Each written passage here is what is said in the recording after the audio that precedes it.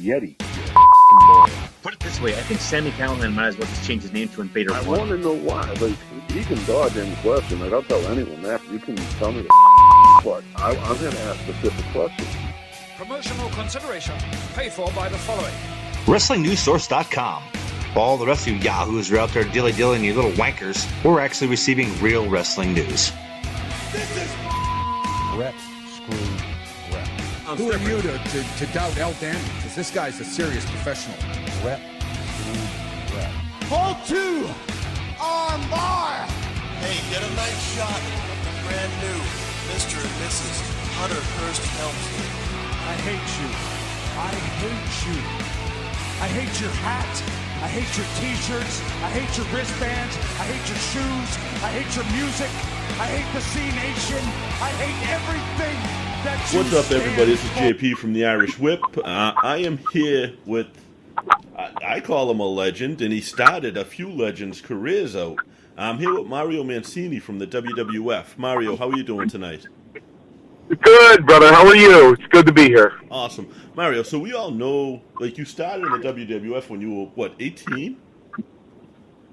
18. I turned 18 June 21st, and I turned pro July 31st. Yeah. Wow. Now, what did you do? What did you do for training before that? I mean, you couldn't have been training for all that long. Well, I started wrestling school with Tony Altomar. He was a tag team with Lou Albano back in the 60s. They were called the Sicilians. Yeah. And I trained with him from October of 1983 until July of '84. Wow. So my whole senior year of high school. So other kids are going out playing football, and you're going to pro wrestling practice, huh? Yeah, while they're all out there smoking pot and drinking beer, I'm in bed at Friday night at 10 o'clock because I got to be at wrestling school by 8 on Saturday morning, yeah. The discipline you learn from it. So, now, you started out in '84, and your first match in the WWF was with Greg Valentine, is that right? It was. Greg Valentine was my first match, and believe it or not, this is the God's honest truth. You can ask AJ Petrucci. He's one half of the Super Destroyers.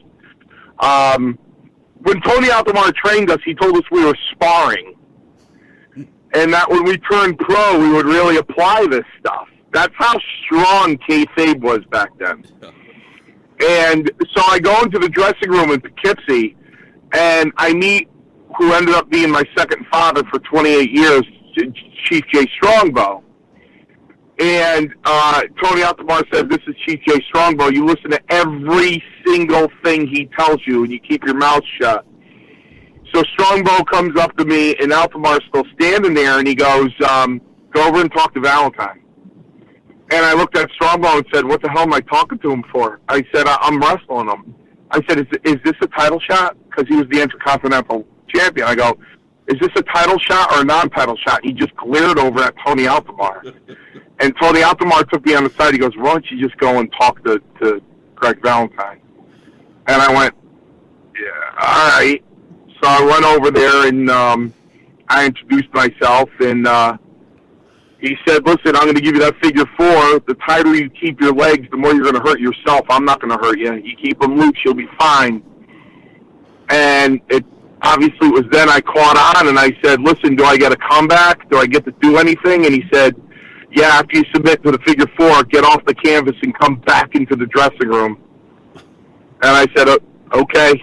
And that's what I did.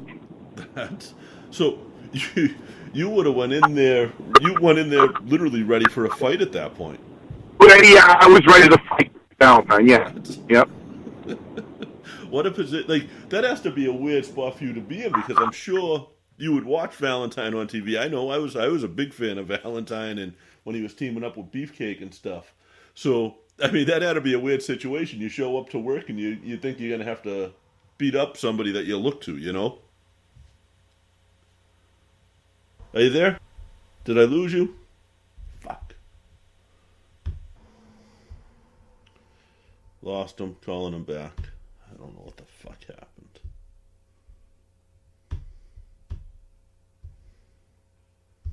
Get the fuck out of this.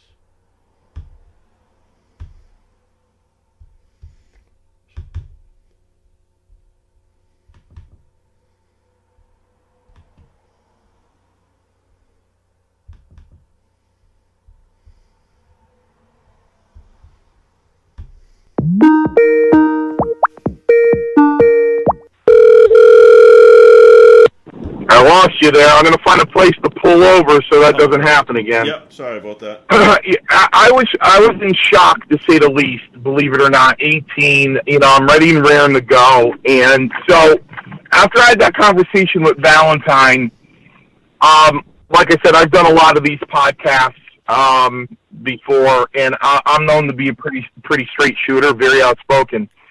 So I don't mind telling you that after I walked away from Valentine, I ran.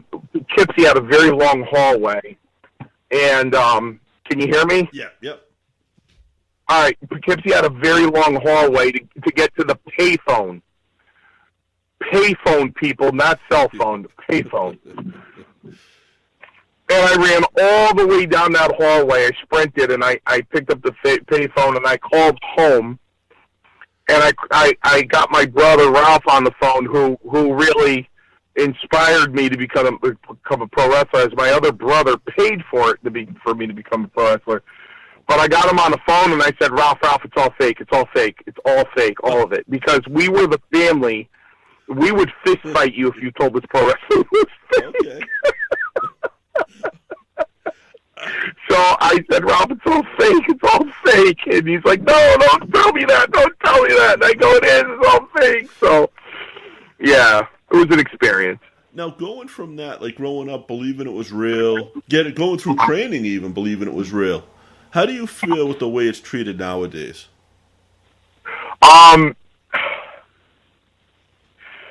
That's a dangerous question. So I'm going to answer it like this. Yeah. When I was 14 years old, in 1980, I was crying my eyes out because Vince McMahon was sitting in an empty arena in the front row with Bruno Sammartino. Wow. And there was a major announcement. Bruno was retiring, and his last match would be with George Animal Steel in Shea Stadium.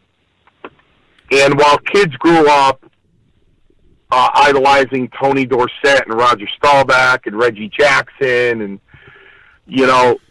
for me it was Bruno. It wasn't anyone in basketball, football, or baseball, although, I'm sorry to tell you, I do recognize your accent, and I'm sorry to tell you that I was a huge Munson fan.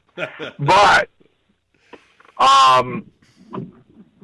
Bruno was it for me. So it was then at 14 years old that I looked at my family and they said, I'm going to be a professional wrestler for the WWF. And they laughed at me. I said, no, I'm going to be a pro wrestler. And so with that being said, I broke into professional wrestling in 1984. I'm going to answer your question very kindly. I did not break into sports entertainment. I broke into professional wrestling. Okay? It's strictly sports entertainment today. Yes. And you know what? The product is what it is. I run Paradise Alley with Paul Roma, and what we learned from Gorilla Monsoon, Chief Jake Strongbow, Arnold Skolin, Pat Patterson, Terry Garvin, Harry Fuji, we carry it on to our students. And if they tweak it when they go out there and curtail it to today's day and age, God bless them. But they're getting the real deal from us. Okay, so they're learning to wrestle. They're not learning. Like you they are absolutely. Listen, nobody is flipping. No one is flipping anybody with their genitals in my wrestling school. Fair enough. That's one of the most ridiculous things that somehow got over that's out there in pro wrestling today, and you don't have to say that because I will. That's yeah. Listen, it's over big too. It's really over. Yeah, that's crazy to me because that's not what I grew up.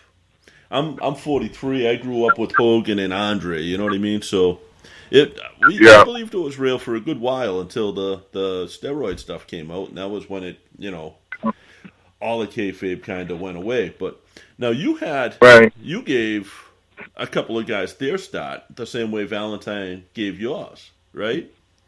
You were the first. A few of them. You were the first televised match for the Undertaker. Well, let's get it right so everybody understands. I worked with Mark the TV before the Survivor Series. However, it was TV taping, so it was going to be aired after the Survivor Series. Okay. So when he's coming out to the ring, Vince is going, he made his debut in the Survivor Series.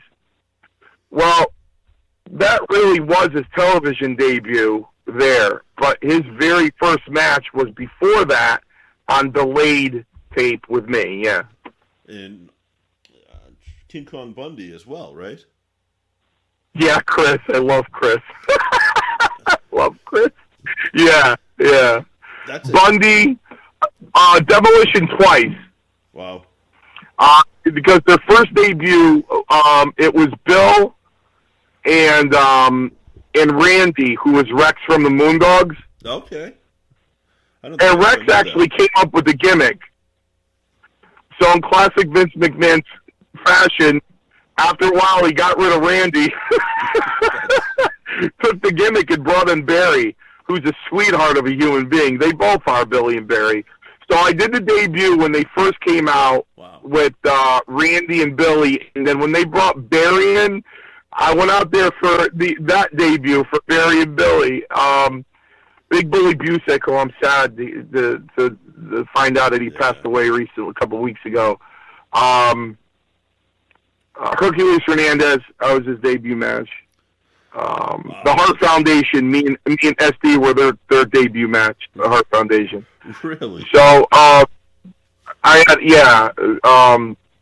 bless SD. If it wasn't for him, I would have been dead in that business. May he rest in peace. So you were clearly enhancement, right? Like they used you to take these new guys. Yeah, don't call me that. You know what enhancement is?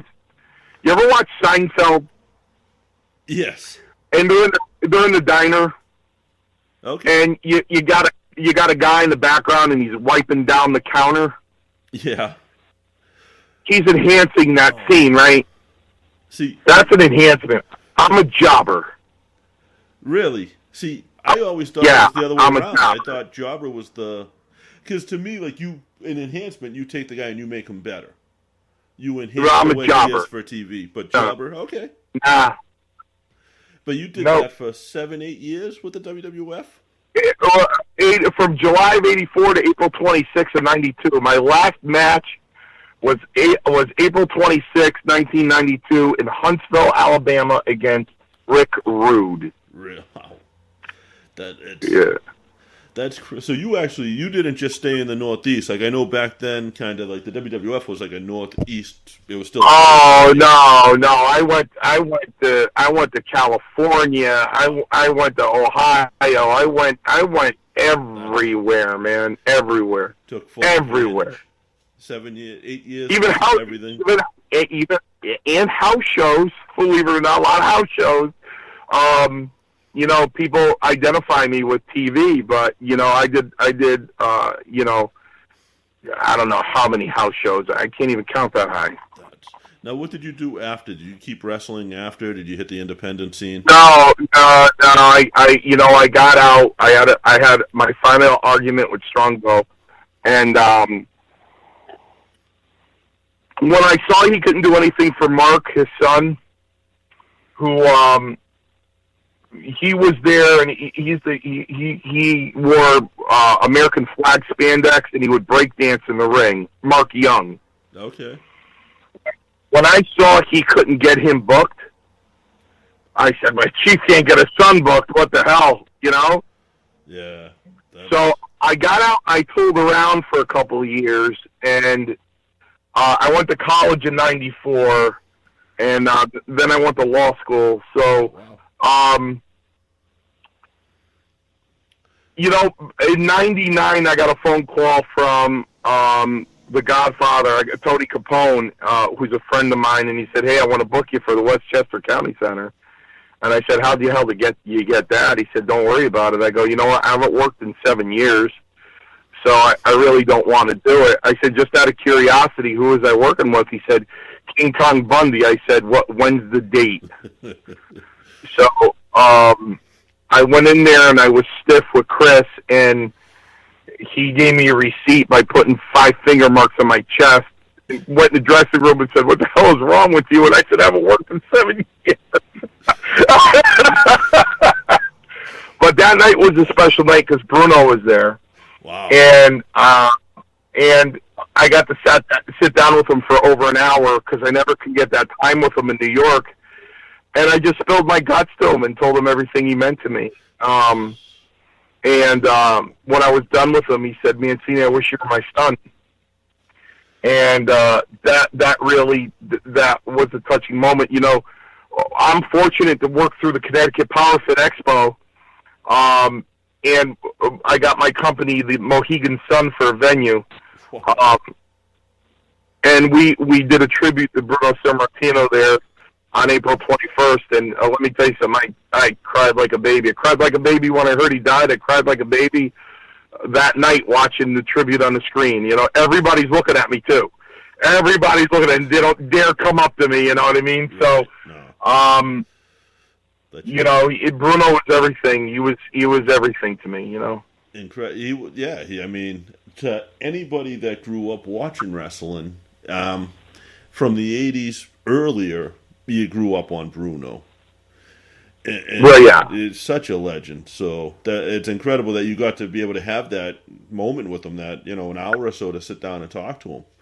Now, people. Yeah, I mean, Chris. It was 3 of us. It was me, Bruno, and Chris kept breaking my stones, going, "What a mark! What a mark!" I'm like, "Yeah, I am." Yep. You know, the only reason you get into the business, isn't it? Well, I think Dusty Rhodes said it best when he said, "Aren't we all just really marks? Right. Just marks in the business?" Yeah, that's you know? it. I'm a mark. I don't do anything in the wrestling business. I do my podcast. I help set up some shows. I'm not in the business by any means. I'm a mark, and I don't take that word offensive, because without marks, there's no business. Right. So, but that's... Now, you got something coming up on June 2nd up in Connecticut, in Rhode Island, with Joe Bruin in East Providence at the Charity for the Holy Ghost Charity Hall with his New England Pro Wrestling. My brother there, Joe Bruin, you know, Joe Bruin really revived me. Joe Bruin, God bless him, he got the fire in my belly again when he called me in 2013 to do the Fan Fest. You know, I said, "No, I don't want to do it." And he said, "Why?" I go, "I just don't want, I'm not interested," you know. I said, "Nobody wants to see me, you know, they want to see the stars, nobody wants to see me." And he said, "You're wrong, you're absolutely wrong." And he was right. He was right. I got there and I was shocked, man. It's like the people that came up to me and go, "Oh my God, you're on every week," you know, and you know, and after that experience, you know, he came up to me at the end of that day and he said, like, "I'd like to induct you next year." And I'm like, "Yeah, I'm there." And you know, I'm very proud. It's one of my highlights of my career, being inducted into the New England Pro Wrestling Hall of Fame. And you know, I'm very proud of the New England Pro Wrestling Hall of Fame and be a member. And I'm proud to be inducted in a Hall of Fame where I know Strongbow's in. Yes. And my name exists in a Wrestling Hall of Fame with Jay Strongbow, you know. I was, you know, as I walked up to the stage, it was my 48th birthday, June 21st, 2014. I'm walking up to the podium, and I'm like, I just got inducted in a class with Harley Race. Is this even happening? You know, you know, you can't breathe the same 2 names in the same sentence. You you can't say Harley Race and Mario Mancini in the same sentence. And you know, I just couldn't believe it, you know, and I'm just so thankful to Joe Bruin and the New England Pro Wrestling Hall of Fame. And anytime he tells me he's having one, and I jump. I said I'll be there. You know, Joe has really, you know, even if he called me and said, "Listen, right in half a mile," even if he came up to me and he said, "Listen, as a member of the Pro Wrestling Hall of Fame, I need you, you know, go to the hospital on this date and go see some kids," I absolutely would. You know what I mean? So I'm proud to be a representative of the New England Pro Wrestling Hall of Fame. I'm proud that my brother of 34 years Paul Roma is being inducted this year. We come out of the same wrestling school, so wow. I'm proud that he's being inducted, and I know I'm going to have more than a few things to say at his induction. Are you inducting him? Are you doing the induction? I don't know. I'm going to talk to Joe. I had told Joe that prior to his induction, I wanted to kind of open it up, but okay. I don't know. You know, I'll leave that up to Joe. It's his show. You know what I mean? I'll do whatever he tells me to do. Like I've been to a few. I think I was actually there the year Chief J got inducted, and I grew up on Chief J. Like it was him and it was Steamboat. Those were my guys when I was a kid. If they were on TV, you couldn't interrupt. Let me tell you something. If I only knew he was there, if I only knew, because I didn't know anything about it. I didn't know of Joe Bruin then. If I knew he was there, I would have been there first thing in the morning. And let me tell you, when I tell you, I would have been there sitting at his table with him all day because I would have taken care of him. You know what I mean? Yeah. So I would have been at his table all, and you know, it's very hard to get next to Strongbow because it takes a lot of trust. So he would have wanted me there with him. He would have said, Mancini, don't go nowhere, stay right here. So, you know, I wish I knew he was there. I talked to him, last time I talked to him was 3 months before he fell.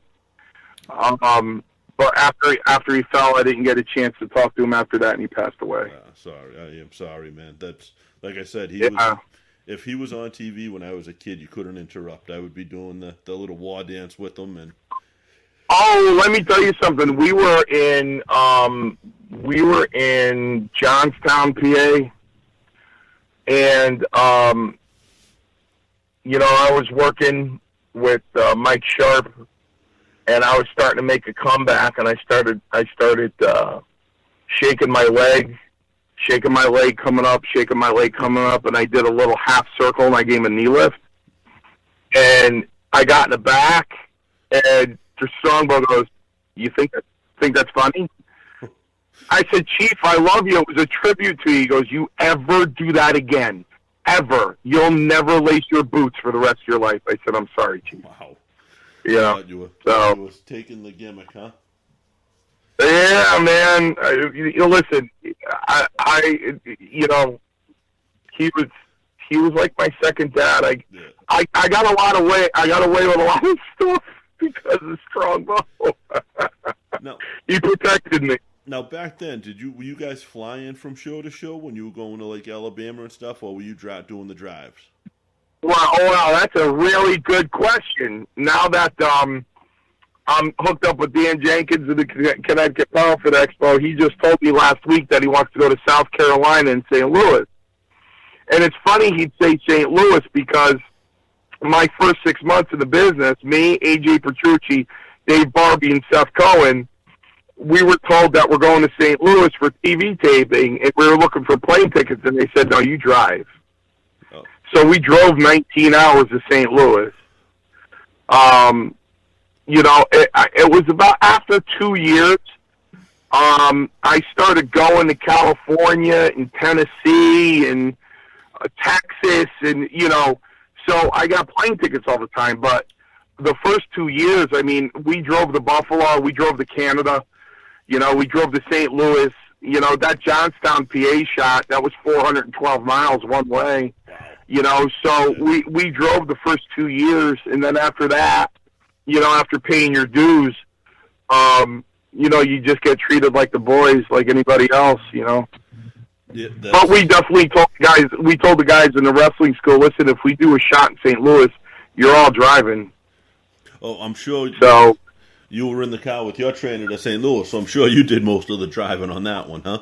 Well, actually, no. AJ and Seth got very irritated at my driving. You got to remember something. I was 18 years old, so they got pretty irritated with my driving. Believe it or not, between Dave Barbie, AJ, and Seth, they did most of the driving. Okay, well, that worked out for you. But that's... Yeah, no, to this day, Roma won't let me drive.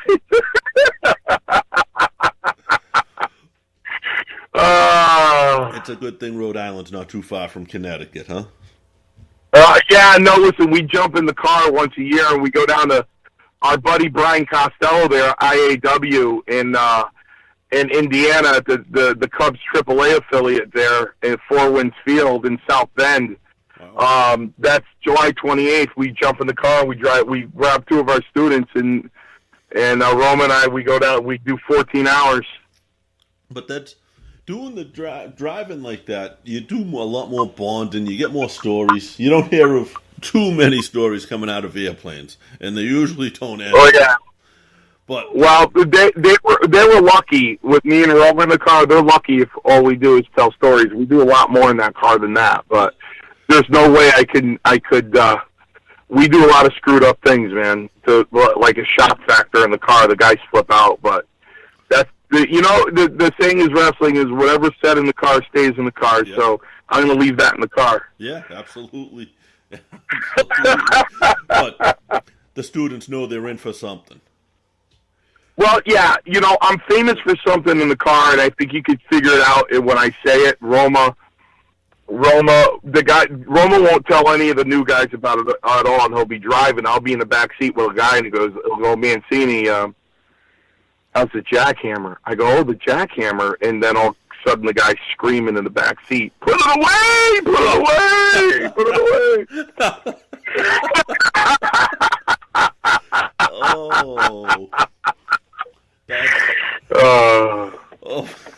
So yeah. But that's the students, I would think, get to know you guys like that better than obviously they get to know you in the ring, they get to know you after training, but you're locked in something for a couple of hours. That's where we run Paradise Alley like a family. Everybody knows everybody really well. They give me a hard time, man, especially the House of Pain, I'll start making a speech, and if I say back in '86, both of them just start falling to the floor because evidently behind my back, they make fun of me and they go, guys, back in '87, that would have never, they make fun of me. So, we know each other pretty well. You know what I mean? So, was that a tag team that's been around for a while? We are the House of Pain. Yeah, they're tag team champions. They're.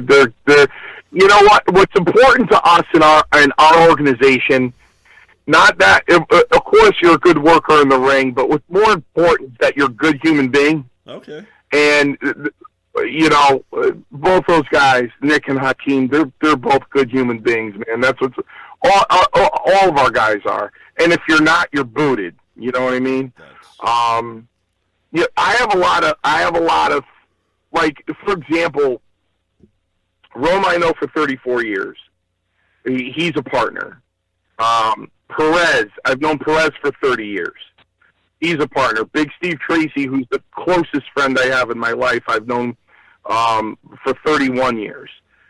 Even Big Daddy, the Guardian of Chaos, that he's in Paradise Alley. He's my color commentator, and we just signed on to WCNX Radio in Middletown, Connecticut for the Mario and Chaos show to talk about the past, present, and future of professional wrestling, and mainly Paradise Alley. I've known him for 34 years. So, I have brothers here that are very close to me that have formed a bond of trust. And, I try to explain to people, they don't understand. They don't get it because they're not in it. That brotherhood kind of bond. It's like any other sport. If you sit down with a baseball player from, I hear Ken Singleton, Michael Caine say to Ken Singleton sometimes, Kenny, what do you miss most about the game? Do you miss the feel of the ball collapse on the bat while you're watching the ball go over a fence? And Singleton will say right away, the camaraderie. Yeah, well, the camaraderie. When you think about it with pro wrestling, when you're training 2 or 3 nights a week, and then you're at show setting up 1 or 2 shows a weekend. You spend more time with the other wrestlers than you do with your family and your friends. So they do, I've seen it happen. They become your best friends. They become very much your brothers and family. Oh no! Listen, Roma and Herc, Power and Glory. I mean, they were godfathers to each other's children. Is that right? I never knew that. Yeah. So it's a bond. You never leave a brother behind. You're there. It's a very close bond. I was in Chicago, and the one-man gang went into the ring, and Hogan's music starts playing. He gets in the ring and he tears his T-shirt off, and he's got his back turned to one side of the ring, but Gang is in the corner so he can see the whole ring. Some guy slips underneath the bottom rope, and he goes to attack Hogan, and Gang just intercept him and beat the living tar out of him. You know what I mean? He wasn't getting anywhere near Hogan. No way. Nope. If he got and the business is the same way. You know what I mean? It's still the same way. Yeah, you can't. You can't. Something small as Richard Holiday, the most talented guy we have at Paradise Alley. It was Christmas, and he was having trouble with his car, and I was there with him maybe 45 minutes, and the woman I was supposed to go Christmas shopping with, she's like, did you do all your Christmas shopping at Walmart? I'm like, no. One of the boys, the car, there's a problem with the car, and I'm here with them. And she goes, well, can't you call AAA? I go, no, you don't get it. I'm not leaving him here. Right. You know what I mean? So we got his car going, and we took off. Now, the June 2nd, with you just brought up Hercules Hernandez, who, again, another one that I was a huge fan of. But something like 20 of his family members are going to be there to see him get inducted, of course, posthumous, unfortunately. Yeah.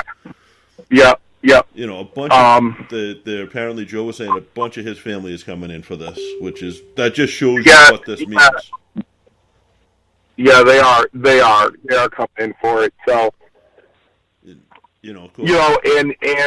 that's why I got to talk to Joe, because I'm going to be up there for Roma, although Ray was a very good friend of mine. But it's only right that Roma induct Ray into the Hall of Fame. You know what I mean? So, but I'll get together with Joe. He'll tell me exactly what he wants me to do, and I'll do it for him. Yeah, Joe's. I don't look. There's very few people, and if people get mad at me for this, so be it. There are very few people in my life that I will give the same respect to as a person that has entered the ring and wrestled. It's a very tight circle. There's very few people that are non-wrestlers I give that respect to. Joe Bruin's one of them. So whatever Joe asks me to do, I'll do. That's awesome. And I've known Joe for a long time from being up here, and he's a great guy. And this event it's always huge. This year we got Mario Mancini, of course. You got Jimmy Valiant, who I just talked to yesterday. Dan Severn, J.J. Dillon.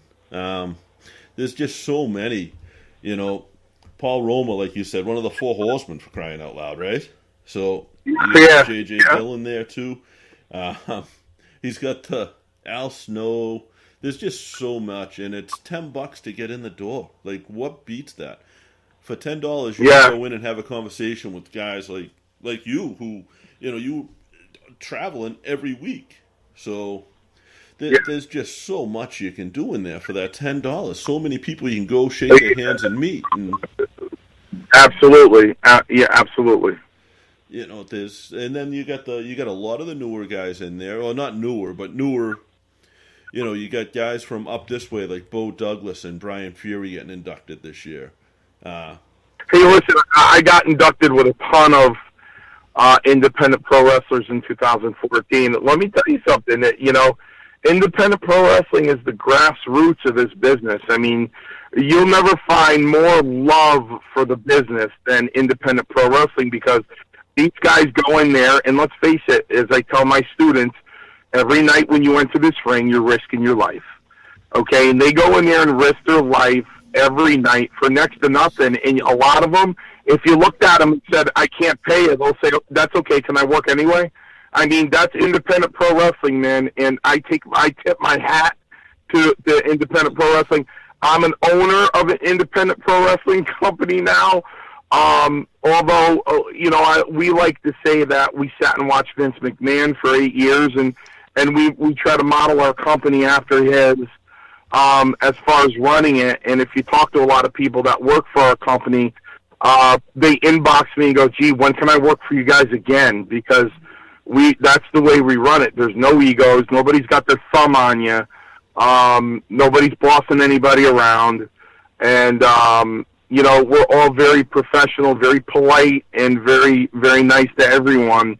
And I think that's why Joe Bruin impresses me so much. And then to find out, his status in his personal life and how much of a family man he is, and he's just a great human being. He's just a lovable guy, but he's got great business savvy, and he's got the look on his face to go along with it. Because he's got a pretty stiff look, Joe, Oh, yeah, he does. And he's one of those guys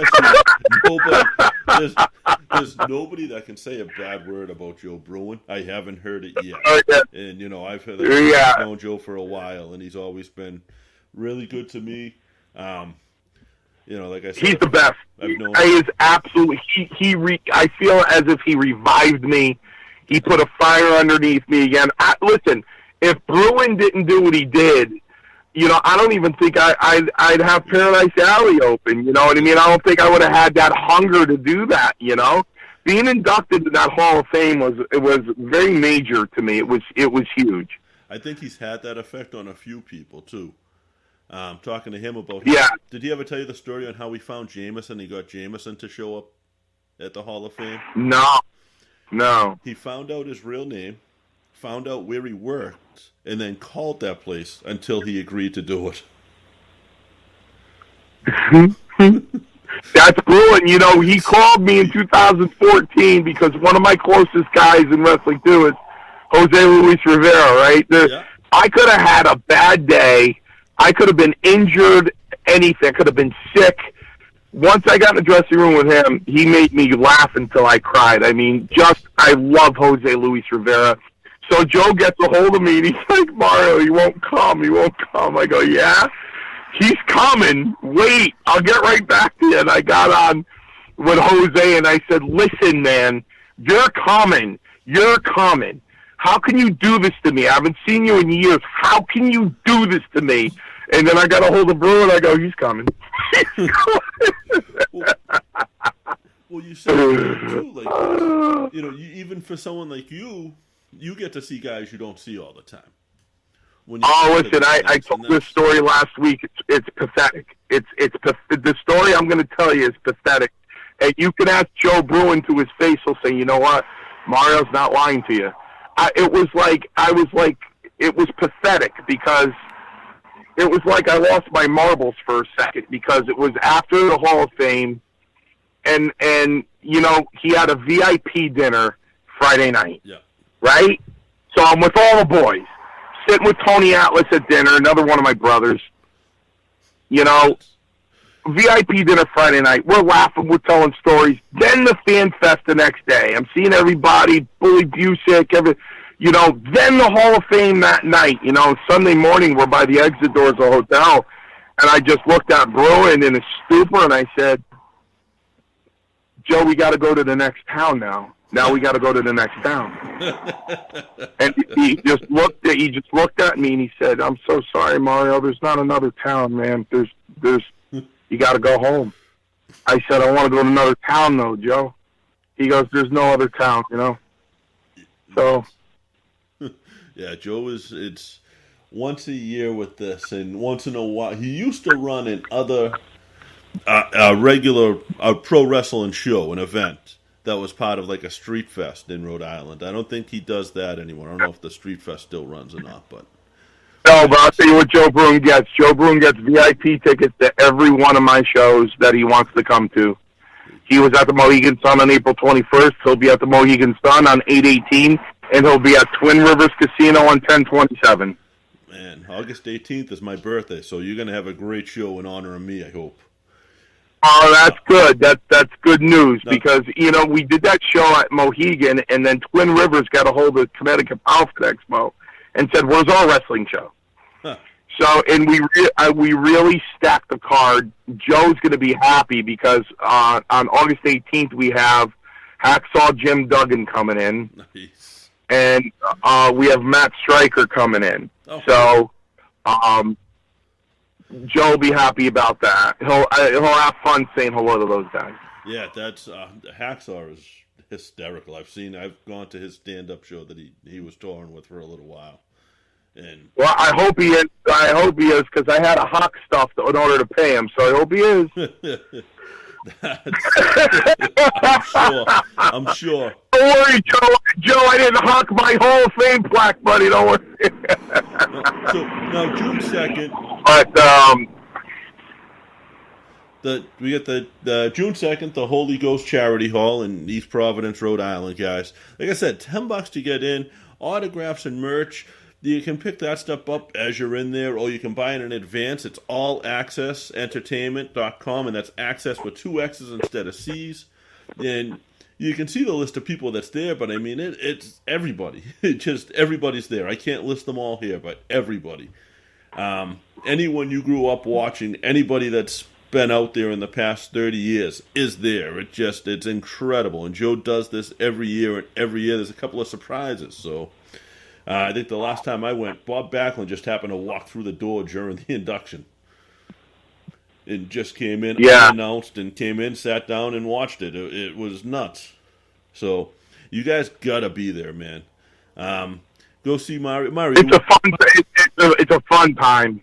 People can obviously go and get your autograph. Do you have merchandise and that stuff? Will you be having like? Well, I have 8x10s, but quite honestly, most fans come up and crack open their encyclopedias because I think I'm in like 3 editions. Okay. They crack open their encyclopedia and have me sign it on my page on the encyclopedia. But I'll have some 8x10s with me, and I don't have an ego, and I don't think that I'm some sort of superstar from the WWF. I charge $5 for an autograph, and I'm not, like I said, I'm such a straight shooter on these interviews. I just love if fans are listening, they really need to know how we feel sometimes, because I think they feel that we strut our stuff because we were in the WWF, but believe me when I tell you, I sat there at 9 o'clock in the morning in 2013, and the first fan came up to me and said, "Hey, can I get an autographed picture?" And I went, "Yeah." And they went, "How much?" I went, $5. And it went, "Oh, great." And they gave me the $5, and I'm looking at the $5 in my hand, and I go, "Oh, my God, they paid me for my I was like, wow. You got other guys going, "Yeah, it's $35. $35, good." You know what I mean?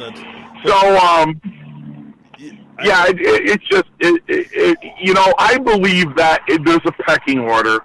You know what I mean? I'm going to give you an example of how I am. So I'm in the Westchester County Center with Bundy, and Bundy looks at me and he says, "Hey," because you got to remember something. The last TV taping that people were going to see, the last week of wrestling before WrestleMania 2, I did a stretcher match for Bundy. That was the last King Kong Bundy match they were going to watch before he got in the cage with Hogan. Wow. So he gave me 2 avalanches and 3 splashes. So I did a stretcher for him, and I worked with him about 3 times before that. So he looked at me in Westchester in '99. He said, "Hey, you're going over tonight." I said, "No, I'm not." He goes, "Listen to me. For what you did for me in New York, I'm putting you over." I said, "I'm not going over, Chris. I'm not doing that." And I started getting mad. He goes, "Yeah, you are. I'm putting you over." He goes, "I'm going to go for the avalanche, move, and I'll just take the bump and cover me." I go, "No."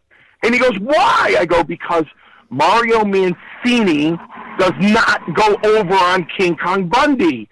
It doesn't happen." And he goes, "You have it your way." So there's a pecking order, and Mario Mancini gets $5. Paul Roma might get 20 or 15. Bret Hart might get 40. Hogan might get 100. You know what I mean? Yeah. So there's a pecking order. You know what I mean? Listen, you are who you are. And that's my place in the wrestling school. I mean, in the wrestling school. As far as PPW, I run the business. Roma does the booking and the storylines. I run the business. But as far as the school, Roma teaches people on Wednesday and Saturday, and he teaches them from the foundation up.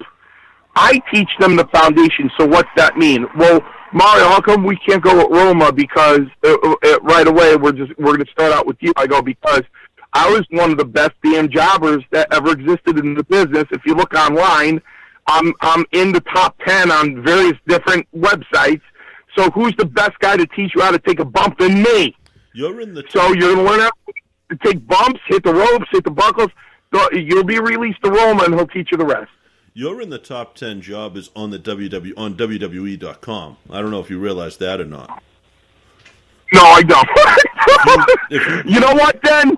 Everybody should... Listen, I called the office. I got Vince's secretary. I said, I want to talk to Vince right now.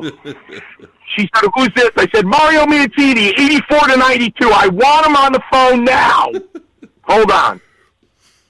She came back, of course, and said, he's not in his office. I go, of course he's not. I go, write this down. Write this down. Every single wrestler had a kind word in that encyclopedia, except me. I said, write nice things or do me a favor. Take me out of every edition because I'm insulted. I go, you look at me in 1984 against Bundy, and then you look at me against Playboy Buddy Rose in 1990 or 91, and tell me if there's not a change in my body. Tell me, because I certainly took enough steroids for it to change. Okay, so when they put that first line in there, and it's like, I was fuming. But then, it went along to say probably one of the most resilient wrestlers in pro wrestling history. Fine. But, man, that first sentence was a killer. But I mean, just to be remembered in there has to that had to be at first. That had to be. Let's not get away with ourselves now. I'm not that much of a mark. I could care less if I was in that thing, man. Not if they're going to say something like that. I could care less if I'm in there. I really can. Not if they're going to say stuff like that. I don't like that. Okay, and so. I mean, do you? Do fans make comments on that when they have you sign the book? Or do they no, they don't. They just kind of the fans are very kind. The fans are very kind. Wrestling fans. Listen, they didn't say anything, about Steve Lombardi like that. You know what I mean? They said something about me like that. They didn't say anything about Steve Lombardi like that. You know what I mean? And he's the one that's pulling Pat Zipper up, I don't know how many times a week, to get where he had to go. I never did anything like that. He was probably still office at the time. He was. Yeah, how do you think he got there? I don't want to guess. Well, I'll leave it. I'm the type of guy. I'm like you. I'm a straight shooter. I'll let people use their imagination just as well. Yeah. But listen, Mario. I'm gonna start wrapping up now. I look forward to meeting you on June 2nd. I'm gonna be there. I'm gonna be taping some stuff for Joe and doing some more. I'll probably get another couple of minutes with you there if that's all right. Listen, I'm gonna say it again. I call Joe Bruin Vince Jr. Whatever Joe Bruin wants me to do, I will do. I never say no to an interview. Never. Awesome. And if you want to interview, I've done live podcasts at those fan fests before. Mario, can you come over to our booth? Sure, no problem. Listen, we would be nowhere without the fans. Nowhere without them. It's all because of them. We would be nowhere without guys like you. We would be nowhere. Okay? So, you know what? I was fortunate enough, Okay, people could look at my career and go, Jesus. All you have to do is go on YouTube and go, "Hey, man, fine." You got to remember something. I broke it 8 months before WrestleMania 1. I watched that whole thing unfold right in front of me. The whole thing. Behind the scenes, everything. Tina Turner, Joe Piscopo, Danny DeVito, Cyndi Lauper. I met them all. Mr. T, all of them. In fact, the Garden before WrestleMania 1, I broke up a melee in the ring between all of them, me and about 7 other guys. I'm very fortunate to be in wrestling when I was in it, because I certainly want to be in it today. So whatever I can do for anyone, I will do, in particular for my home, the New England Pro Wrestling Hall of Fame. Now, other than at the New England Pro Wrestling Hall of Fame, June 2nd, the Charity of the Holy Ghost Charity Hall, where can people find Mario Mancini? You can find Mario Mancini on Facebook. You can find Mario Mancini at Paradise Alley Professional Wrestling in East Haven, Connecticut. Believe it or not, I turned this down, and Joe's going to laugh. I turned this down, but the guy inboxed me. It's the following week in New Jersey, and I said, no, I'm not interested. I'm exclusive to the New England Pro Wrestling Hall of Fame. And he called me up and offered me a ridiculous amount of money to come and do autographs at this thing on June 9th. So, and they can find me in New Jersey on June 9th.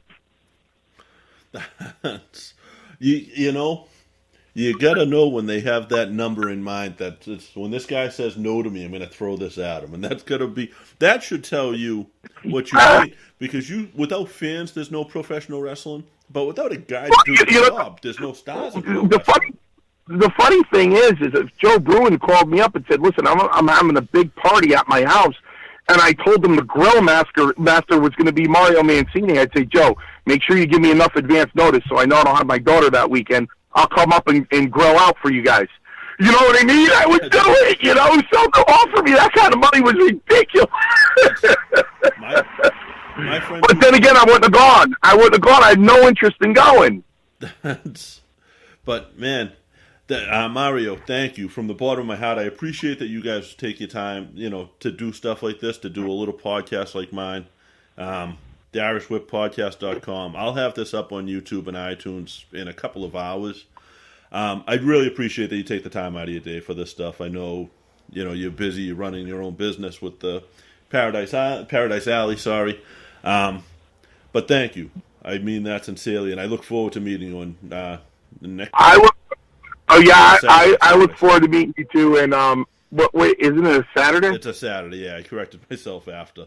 Yeah, I look forward to meeting you too. And you know what? Anytime, man. Anytime anybody wants to be on, Joe, or you know what? Joe just inboxes me and he says, you got a podcast 8 o'clock on Tuesday night. I go, okay. That's all we'll ever get from me is, okay. Yeah, that's it. So let me know. Yeah, thank you. I appreciate it, Mario. Guys, thanks for listening. This is The Irish Whip. We're out. Thank you all for tuning into The Irish Whip. We will see you next Tuesday.